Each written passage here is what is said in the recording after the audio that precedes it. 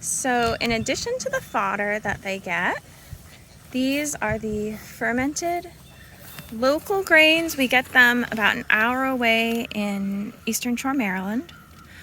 They're soy free because that was a big selling point with a lot of our customers. It has corn, sorghum, millet, barley, and it's been fermented for at least 48 hours. At least 48 hours. To get it, that initial impulse, towards the sourdough, towards the sprout. It makes a lot of the nutrition much more bioavailable. And something interesting we found too is that when we ferment the grains, all the animals are actually more hydrated and they need less water. Because if you eat kind of raw grain, it's a very warming kind of food. And that causes the animals to need a lot more water to counterbalance that kind of inflammatory response that you get. Whereas if you've hydrated your grains before you feed them, they need far less water during the droughty parts of the month. So the goats, they are Nigerian dwarf. We keep them mainly for meat and a little milk for us occasionally. And then the sheep, as I was trying to tell you earlier, they're the Gulf Coast native. They're native to Southeast Florida and really the whole Southeast. Yeah. And we've never sheared them. We would like to get into wool, but we just haven't had the time. But one of the really nice things about these guys is that when it gets really hot and humid in the summer, they actually start to go bald.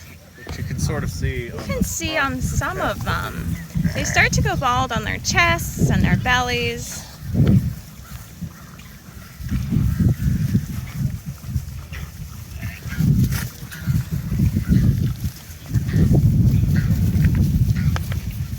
And then we also have in here the New Zealand Kune pigs. We have some Mulefoot New Zealand crosses. This is Kate, our oldest mama sow, who's a New Zealand Kune. She's an incredible mother.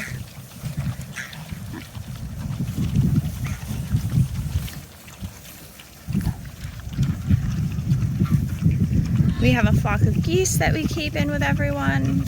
They're mainly cotton patch geese, which are slightly smaller, and then American pilgrim geese. And we usually rotate pretty regularly, like every day, every other day.